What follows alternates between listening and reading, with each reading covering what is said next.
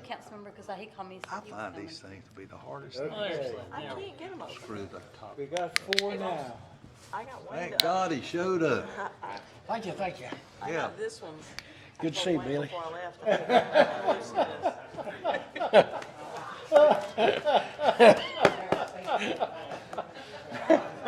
I'm sorry, I missed. Hello, sir. I missed something, I think.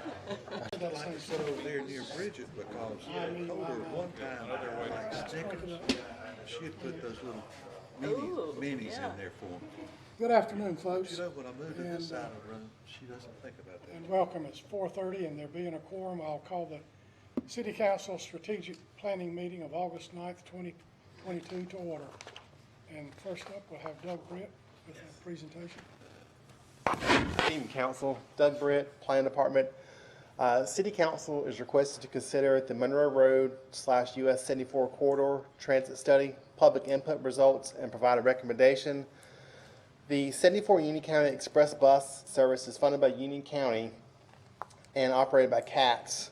Union County has partnered with CATS for over 15 years to provide the Union County Express, a peak hour commuter service between Monroe, Indian Trail, and Uptown Charlotte. Due to increasing costs, decreasing ridership, and changes in demand for service, Union County is seeking input from municipalities and the public regarding the future of public transportation services along the Monroe Road and US 74 corridor. At its January 19th meeting, the Union County Board of Commissioners considered options for continuing this existing 74 express bus service or redirected those funds to be spent towards the service for another transit service. The Commissioners voted to continue the service through fiscal year 2023 and to initiate a study of transit service along the corridor to determine what kind of service would be feasible and make the best use of the annual funds currently spent on the 74 route. In addition to completing the study, the Board of Commissioners decided or directed Union County staff to work towards a cost-sharing agreement with both Monroe and Indian Trail if the 74 express bus service continues.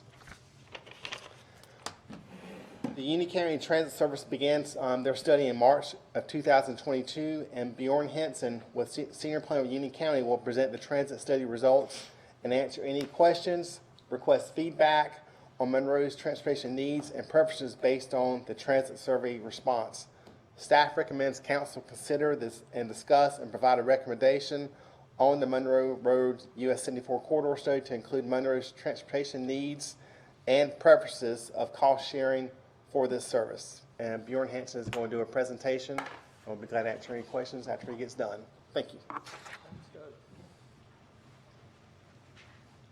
Good afternoon, Mayor, members of the council, Manager Bourne. That was a really thorough presentation. Takes care of about half the slides I was going to present.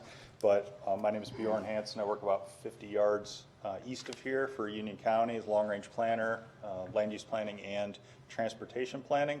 And like Doug said, we have been working on this process for several months now. Want to present the preliminary results based on community feedback, some options. We're making the same presentation to all the communities up and down the corridor from Stallings to Marshville, and requesting their feedback so that we can develop some recommendations that will go to our Transportation Advisory Board and then ultimately to the County Commission for a decision.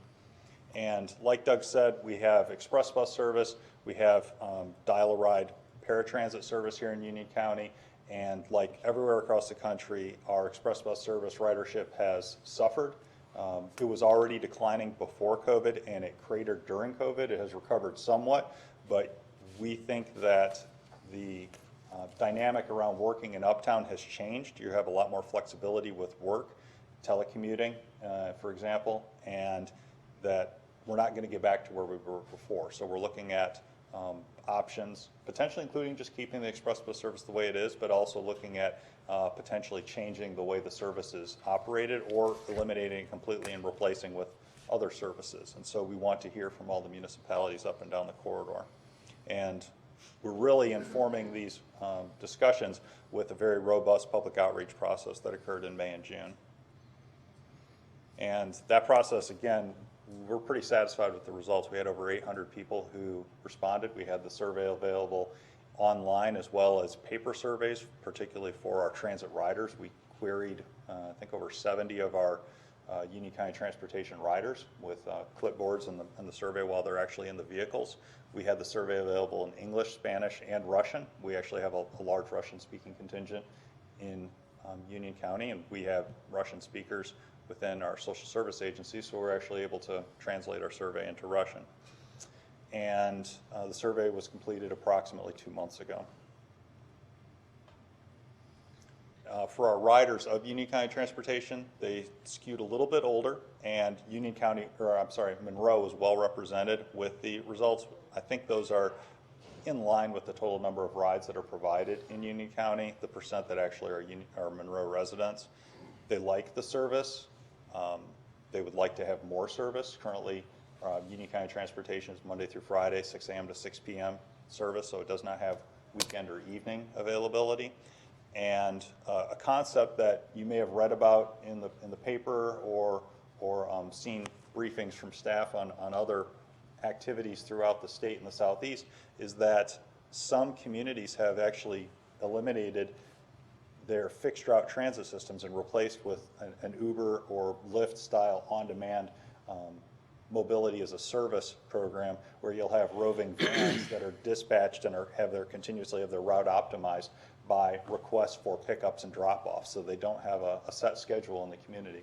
The basic example in North Carolina is in Wilson, North Carolina, east of Raleigh, but the Lake Norman portions of Mecklenburg County, as well as 2 municipalities in Raleigh area are actually looking at doing the same thing.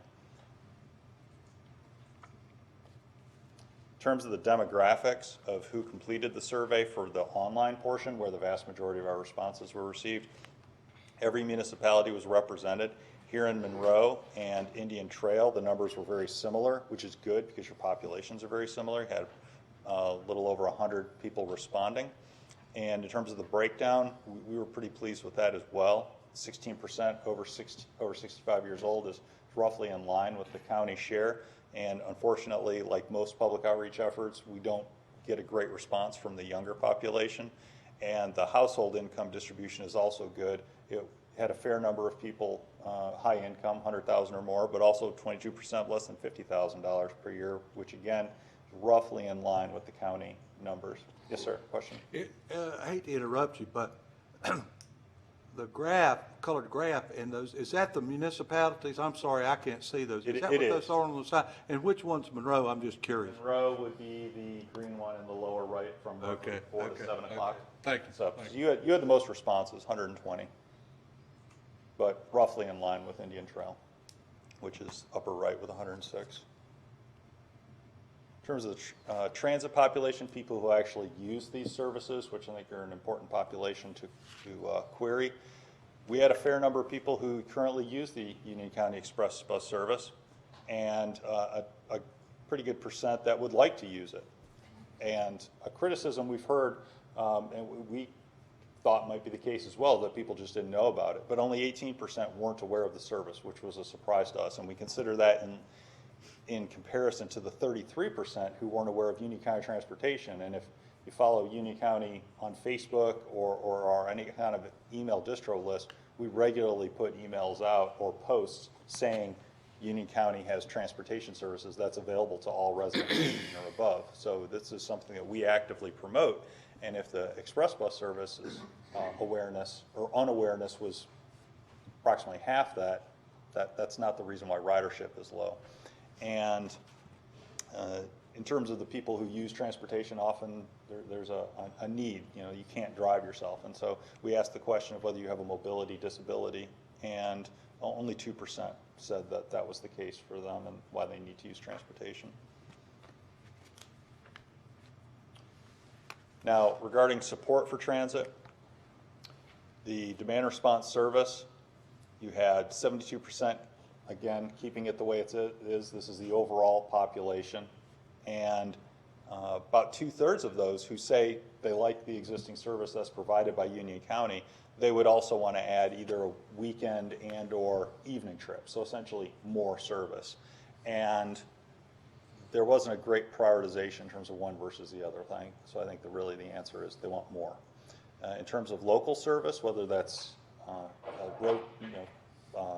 circulator service that goes on a fixed route, or this mobility as a service program I was talking about, where you call for a trip and they schedule these vans, you had much higher support from the general population, who probably are more aware of these types of services than our Union County transportation riders, because it was about double the support for that and interest in that type of service. You had a pretty good percentage who would support a local circulator service. And we looked at two different paradigms for how that could be provided. You could have something that's focused on just the Monroe area, or potentially up on the Stallings, Indian Trail towards Matthews area. They're really two different markets, and having circulator service. But to connect it all, like from Marshville to Stallings, and have a circulator service that connect to all of it, you would have 2-hour headways. So for one bus to make the trip, it'd take 2 hours. If you focus just on, say, Wingate to South Piedmont, and then points in between, you can do that on an hour headway. So you're effectively doubling the cost if you want to provide the service to everyone across the county regardless of the demand generation. And there was service requests to get to Charlotte as well, because that's it's a big part of our region and a draw for trips. Now, our express bus service, which is the big reason why we're having this study conducted, the people who use the service like it just the same as the demand response. 75% like it. We asked the question about adding a midday service, so maybe you can just do a half day in Uptown, maybe in the morning or the evening. It wasn't that rousing a level of support, just 45%. And whether Union County should be providing that versus CATS, you had almost 2/3 saying, yeah, that'd be fine. And obviously we don't have big over-the-road coaches. We would have to use our cutaway vans to do that. But the way ridership is, we could actually accommodate that with our current vehicles right now. So that is an option. And whether the service just goes to Matthews or goes to Uptown, because currently the service goes Monroe, Indian Trail, Uptown, and bypasses Matthews. So do we just run it to Matthews, or do we have a stop in Matthews? You had people, more than half, supporting having a connection into Matthews as well. One of the things we have, and this looks a little fuzzy on this slide, so I apologize, but Uptown Charlotte's right here, Monroe's right here, Marshville's over here. What this shows is on our interactive survey tool, you could use your mouse and drag destination points onto the map to say, there should be, if you're going to have fixed route service, here's where the stop should be. And they make sense. Here's Matthews, here's Union West Hospital, here's Sun Valley, here's the mall in South Piedmont, downtown Monroe, the hospital, and then I'm not sure why Wingate shows up south of Wingate, but Wingate and then Marshville. So the red, higher intensity. And actually shopping was the #1 destination. It wasn't about doctor's visits. It wasn't about getting to work. It was about shopping, which really adds a lot of motivation for providing service that maybe on the weekends or maybe in the evening when people aren't working, so that they could do things like that. Then we asked about the money, because commissioners are going to know about the money. How do we pay for services? And we asked hard questions all the way from we shouldn't have public transportation, make the amount that Union County spends 0, all the way to we should double the amount of money that's spent on Union County transit services. And to put things in perspective, Union County spends $2 million a year total, local, state, federal grants, $2 million, which equates to approximately $8 a person on a per capita basis. And that's how we broke it down for the people who took the survey. So do you want it to be 0, 5, 8, $15 per person? And by a 2-to-1 margin, we had people saying that we should double the amount on transit, as said, it should be reduced or eliminated. And we really looked into the results, and a lot of people in the comment section said, listen, I may not ride it, but I understand it's a public service. It can help other people, provide options, and that was really interesting to see. The same type of ratio was shown in the support for fixed route service, because we've received criticism in the past of why are we using Union County dollars to transport residents out of county to go to work? They should be working here. The people who took the survey didn't feel that way, and by a 3-to-1 level, they said, yeah, that's fine to use Union County dollars to pay for service to take people to uptown Charlotte if that's where they work. And also, this one was really interesting, the bottom bullet, we asked the question of, well, who should pay for additional services if they're requested by the municipalities? And about 2/3 said if a municipality wants more service, they should partner with the county to help provide it. And then the light rail, not because we're in any position to build light rail, but we know that Stallings and Indian Trail have been working with Mecklenburg County and the Charlotte Area Transit System in Matthews for several years on the Silver Line. And so we asked the question on their behalf. And overall, countywide, we had 72% for building light rail. Within Stallings and Indian Trail, it was closer to 80%. So that was pretty strong. Now, we didn't put the cost in there. I think their numbers might have changed, told them what the cost would be, but we did ask the question about support in general, and they're supportive of it. So, of course, we're going to drill down, but what did the residents of Monroe say? Well, this is what they said. We had about 140 responses. The paper ones are Union County Transportation riders, and the Metroquest are the ones that were completed online, and 23 current Union County Express riders, and another 18 who would like to ride. Very similar percentages. 72% feel municipalities should help pay for their service, so that was essentially saying, yeah, we live in Monroe. If more services is requested, Monroe should help pay for it. Same with the support for light rail. Honestly, it doesn't really have a whole lot to do with Monroe because even if it were built, you're 5-6 miles from the terminus, but you're directionally on the way to Charlotte by doing that. And then the support for transit funding is consistent with the statement about, or the level of support for municipalities helping to pay for service. This is a spreadsheet that I'm updating almost daily as I get more feedback. We obviously have the meeting here today. Lake Park is meeting with their board tonight. You have Stallings. Town council met last night, haven't received the results yet. And we will update this. We have a monthly stakeholders meeting, and I'm going to be presenting this information to our stakeholders committee on Friday morning to present the results of what we have so far. We're going to get the remaining feedback from Wingate, potentially additional feedback from Indian Trail before the end of the month, because what we're trying to do is at our meeting in September is to have fully informed alternatives that the committee, the stakeholders can react to and provide feedback on, so that by October we have realistic recommendations. So what we have heard from the municipalities, Stallings and Indian Trail, honestly, it's not much. They don't have a commitment to put money for new service. They're interested in additional service, in particular Stallings is, but without the specific details of what it would cost, they're not willing to weigh in, which is kind of a chicken and the egg when it comes to us, because we can't tell them what something will cost until we know exactly what we're looking at providing. So they're probably punting at this level. Lake Park, I don't know. Lake Park's been very participatory in this process, but Stallings and Indian Trail have a lot more population than Lake Park, so unfortunately they're probably going to be tied in with what the results are for that part of the county. Marshville's response we thought was very pragmatic. They have said, we wouldn't benefit from more fixed route service.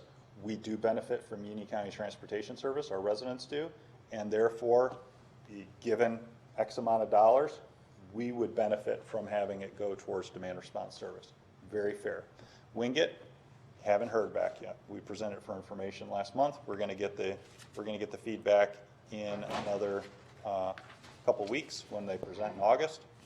And here we are talking with you. The bullets that are in here were at the staff level. We've had conversations dating back to late 2021.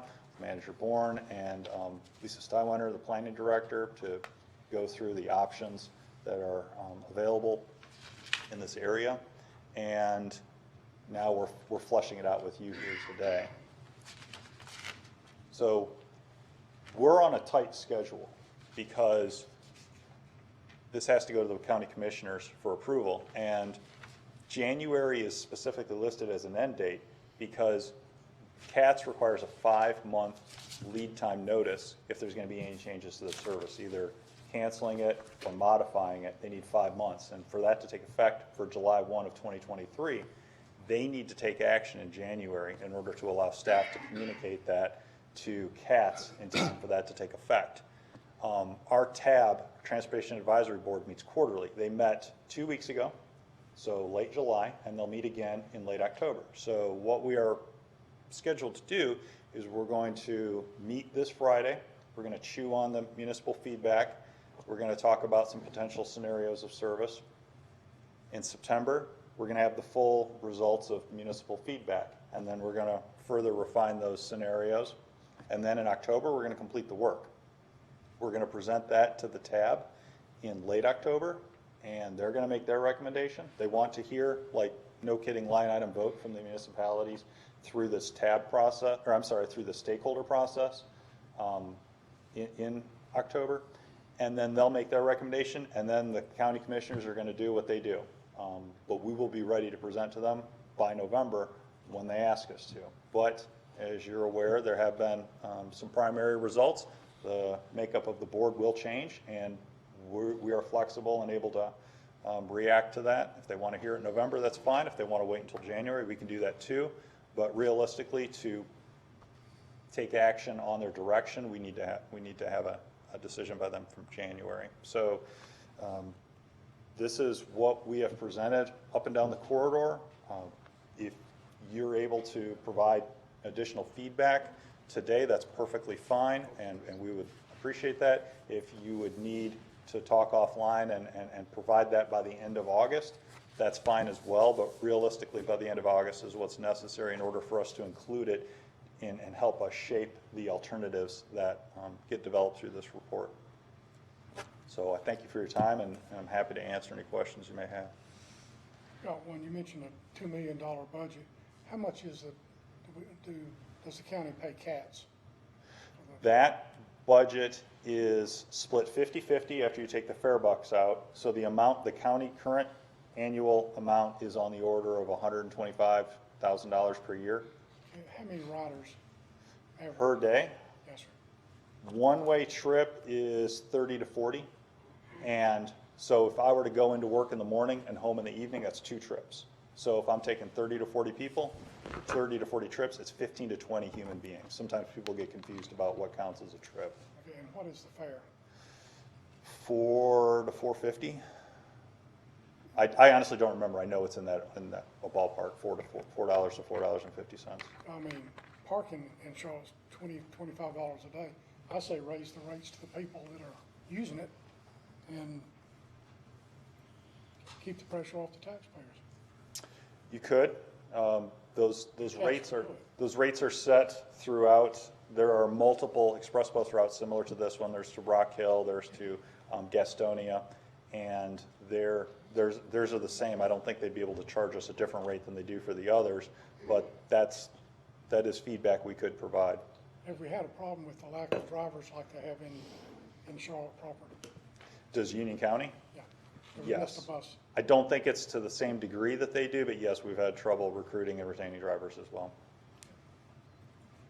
So about 15 per day, hypothetically, get on, say, at the Monroe Mall and ride into Charlotte?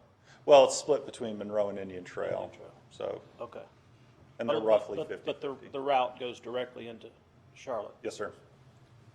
I mean, I have some friends that work in downtown Charlotte. They love the CATS bus. I mean, they can get on their laptop and Yes, sir. work, while they're riding into Charlotte, or they can rest, or they can read the paper, or they can read a magazine, but, it really takes the pressure off of them going into Charlotte.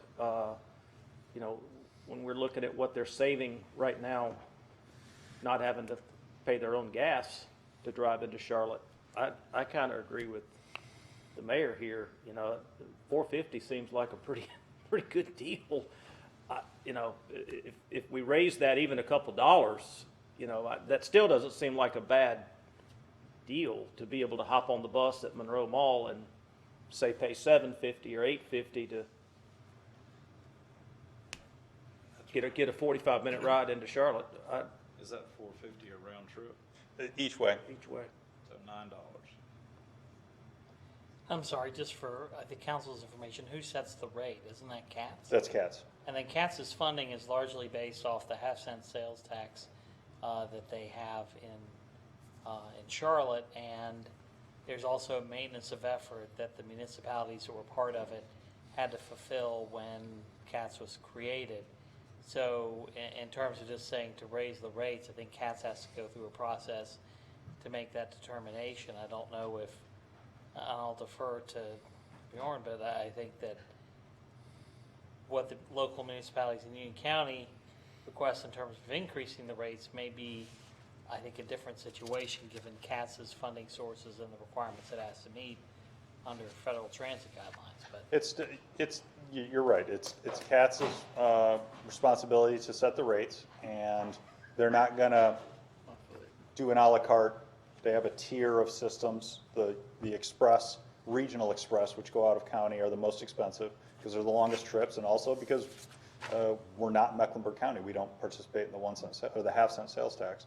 But that type of feedback is always useful. If that's especially when the locals say raise our rates, that is different than saying, oh, we're paying too much, cut it. So I think that's useful feedback. When you talk about the local municipalities possibly helping with the funding, you're talking more about the Union County bus, right? Or the Union County buses. It could be either one, because we're not talking about the Union County existing demand response system. That goes countywide, and that's kind of a baseline service that we provide. What we're talking about is above and beyond that with like for example, with the discussion we've had with Indian Trail and with Monroe regarding helping pay for the express bus service, which has not been the case since its inception over 15 years ago, and then potentially anything else, whether circulator or the on-demand kind of floating van paradigm. If those services are provided in a community, the mindset is, well, the community may want something. Are they also willing to help pay for something? And there's no charge for the express bus, right? Is there a charge for a citizen to ride the Union County? You mean our local on demand? Right. It depends. Typically, no. But if you're just a general, like if I'm not on Medicaid, I'm not 65 or older, I might have to pay $1 or $2. Okay. Yeah. It's very, very I have expensive. I know someone that goes to our church, and she rides it at least 3 times a week to dialysis, and that's a big need for her. I mean, that is her way to get to and from dialysis, and she loves it. I mean, Yes. they're very kind to her and help her get on and off the bus. And We had you saw from the survey, we had high levels of support for both Union County service and for the CAT service. And I've made a chart of our population of people who are enrolled in our Union County transportation system, and there's a subset who use it a lot and really enjoy it. Some people, they may use it and maybe it's not for them, but the people who use it really are satisfied with the service they get. Yes, sir. I know we have other items to cover, but I was intrigued when you said people are interested in riding it for shopping to come, and the #1 destination above other things was downtown Monroe. Was that all like someone from Marshall saying they would like a consistent transportation alternative to get them to downtown Monroe? Did I miss? Well, I think you're trying to slice and dice the data too thin by saying that specific statement. Getting people downtown. Yes, But generally, people want shopping trips if you're going to have fixed route or that on-demand transit, and places like downtown Monroe or the mall or Sun Valley would be frequent destinations, the most popular. that would not be CATS at all. That would not be CATS, no.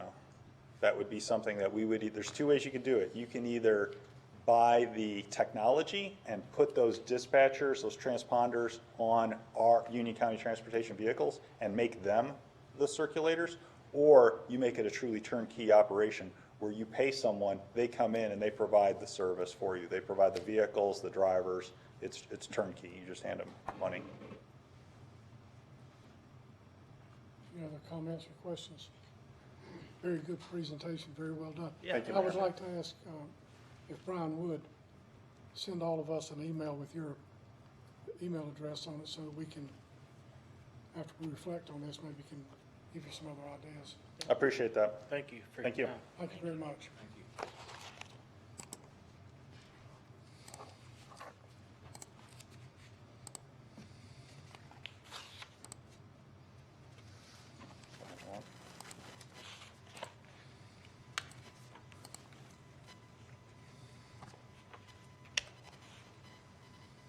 Okay, and Ryan Jones will now give us an update on Monroe Aquatics and Fitness Center, the COVID-19 impacts.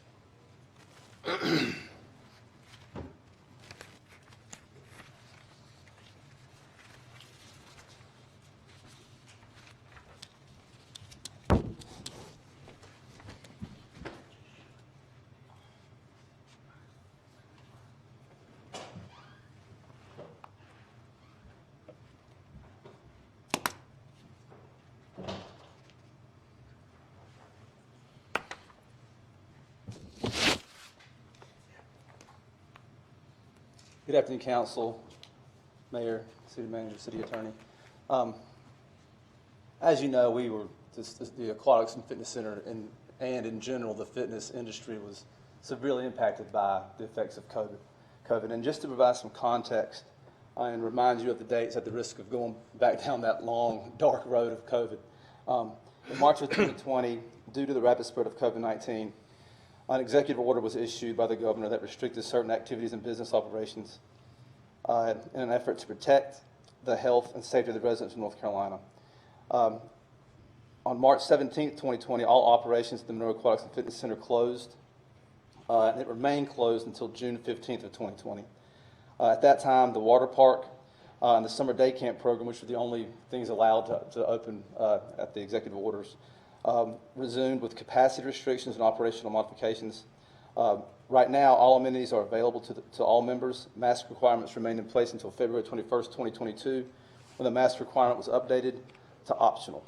So those are important dates that once we go through this this presentation, that you'll kind of see where we were, which was in really good shape, what we had to go through, and where we're at right now, and then also where we plan to be in the hopefully the very near future. So the good news is we're using the term right now cautiously optimistic. What I tell staff is that we may still be in the woods, but I think we're out of the briar patch in the woods. So as you can see, this is an average through a 6-month trend from January to June. I'm sorry, January through July.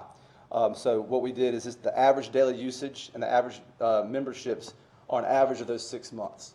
So if you had lower numbers in January and higher numbers in June, they kind of play off of each other to give you a kind of a number as to what we saw during that certain year. So as you can see, in 2019, at our normal period, we were at average daily usage of 1,288 participations a day. Right now, the lowest was in 2019 when we closed at 327, and then in 2021 when we were modified.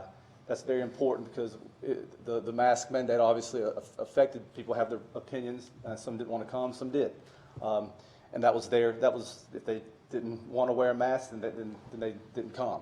So those are all things that affected the participation that we saw in our facility. When we were able to open in February, we did see a pretty considerable increase of daily usages to about 849 a day. Now remember, also that's January through June, so we had a considerable, not as many people using the facility in January until the mask mandate was lifted in in February. As far as memberships go, we had 6,900 average memberships in a normal quote-unquote year. We dropped considerably, but we are seeing that number slowly and steadily raise over the past 6 months. What we think happened here is when we had to shut our facilities down, we stopped drafting people. We call them sleepers. So the people that were kind of like me, that if they have a membership and you just don't go, they were still paying their membership fees. So when we stopped drafting, they realized I haven't been paying this. So we think we have close to the same amount of usage a day, but the members that aren't coming aren't paying, if that makes sense. So I think it's a little less than normal, but we're seeing the same usage of the facility, just not that the sleepers that we call aren't there anymore, that we're kind of getting that revenue from them. So this slide, again, shows the continued increase of memberships from 2021 to 2022. Again, you can see through the months of February and March, and you can see kind of where in May, that's obviously when the water park opened back up. So we always see a large increase of memberships there. But what we've been seeing in 2022, January through the summer months, is our record numbers. I mean, we're seeing new memberships, which is a really good sign for us. We're also seeing, we saw one day we did a pop-up day to try to increase memberships, and we saw 89 new memberships, and that doesn't count those that reactivated the memberships for the water park. If you add those together, it was a single day record that we've ever had at in this facility. Also in June, we had a record number of new memberships in June of this year, at approximately 350 in 1 month, which is pretty solid. So that shows you kind of how our trend over January through June compared to last year is one, it's starting at a higher number and it's continuing to increase. Now, once we start getting into the fall and the winter months, our memberships will go down because people want to freeze their accounts. But we've got some ideas that we're going to try to implement that keeps that retains those memberships a little longer longer into the fall and the winter months. So this kind of shows us new memberships in 2022 through that 6-month period.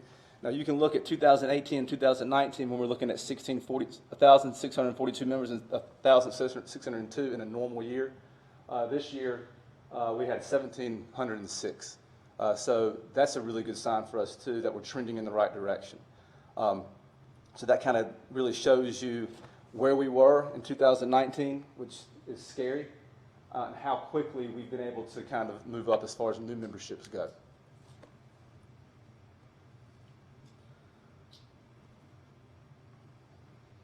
This is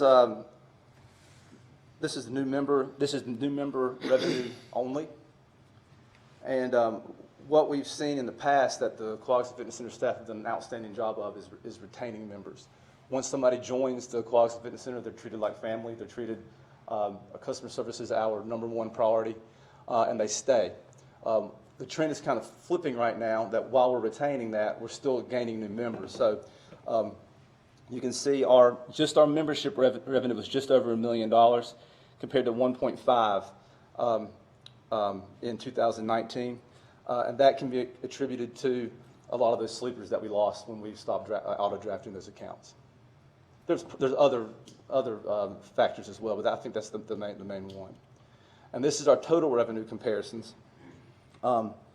We had an 82% increase from FY21 and FY22. And keep in mind, these numbers are unaudited and can fluctuate a little bit.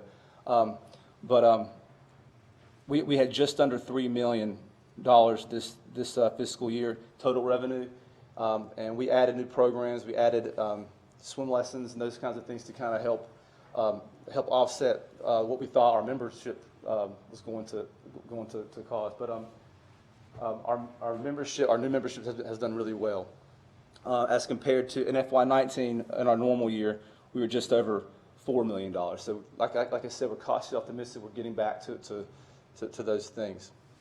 And this is the good news that I'm very excited about. This next slide is our revenue versus expenses. Now you'll see on the orange slide represents our expenses, and the blue is our revenue. In FY19, we were making money. In FY20, we're starting to lose money. Now in FY21, we lost a considerable amount of money. We cut our expenses, and our memberships and our revenues still stayed very low. This year, we made some sacrifices and we cut some things that we needed to cut, but we were also able to increase our revenue to the point that we made about $27,000, which we were not expecting that at all. We were estimating some substantial losses again this year, but for us to really buckle down and make $27,000 this year, we're really excited about that.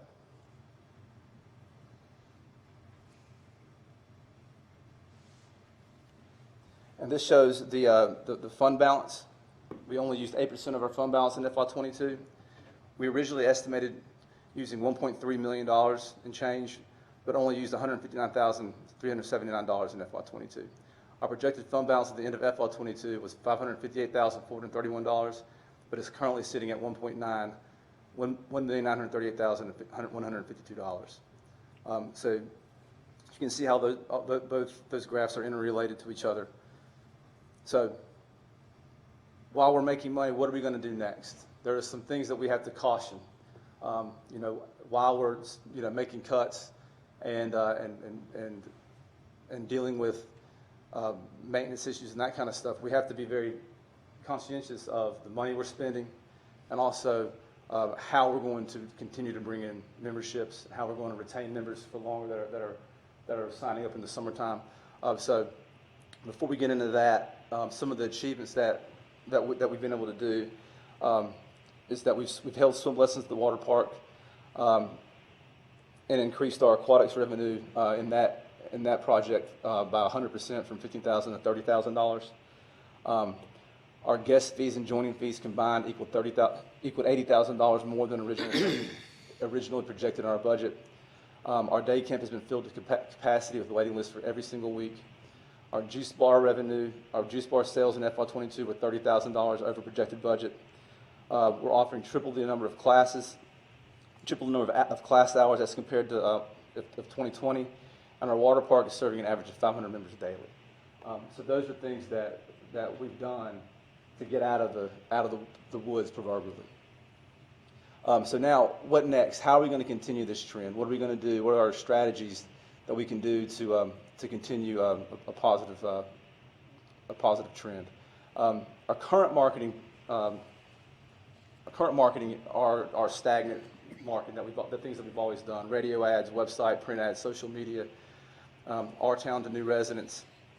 But what we want to do with our social media is we're able to use our Facebook page that is underutilized, in my opinion, to really specify who we're going after, for lack of a better term.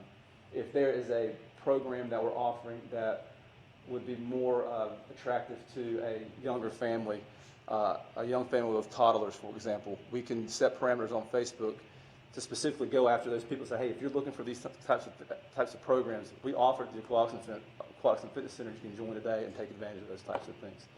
So instead of just a broad shotgun approach to marketing, we're able to dial down on what those interests are. And if people are looking for those things, if they have an interest, they click on something on Facebook that they're looking for toddler exercise classes, it'll send those types of things directly to them because they've shown an interest in them. Then our broad marketing approach are our direct mailings, our directional billboards, mobile billboard advertising, and then invite local influencers and bloggers to help us tell our story. Another thing that we're really going to try to do is get back into the community and go to a lot of these community outreach events, reconnect with corporate members, corporate on-site visits to say, we offer these specials for your business, and also reconnect with those sleepers. We have the information in our system. Hey, where have you been? We miss you. Come on back. Maybe even have some type of program that incentivizes those sleepers to come back. And also retention we need to get our operating hours open on Sunday again. Internal retention programs that include rewards contests, family programming, member appreciation, advertise our greenway, have special events that are incentivized, that if you bring a friend, we'll give you a discount on your membership and that kind of stuff.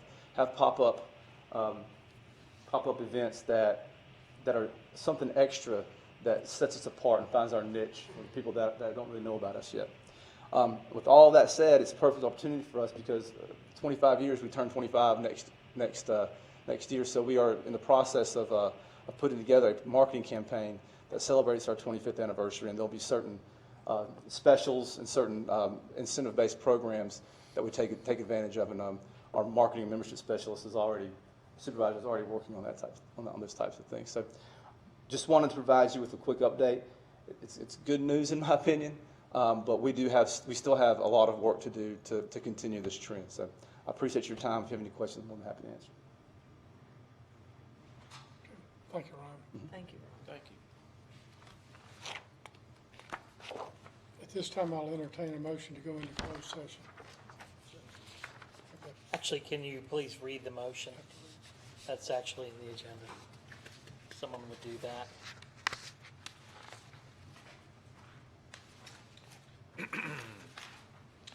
I make a motion to go into closed session pursuant to North Carolina General Statute Sections 143-318.11, A1 and A3 to prevent the disclosure of information that is privileged or confidential pursuant to the law of this state or of the United States or not considered a public record within the meaning of Chapter 132 of the General Statutes, to preserve the attorney-client privilege between the city's attorneys and the city council, and to consider and give instruction to the city attorneys concerning the handling of claims. Second. Motion, do we have a second? We have a motion and second. All in favor, raise your hand, please. Okay. This is going to take Pete a couple of minutes, but We're actually set.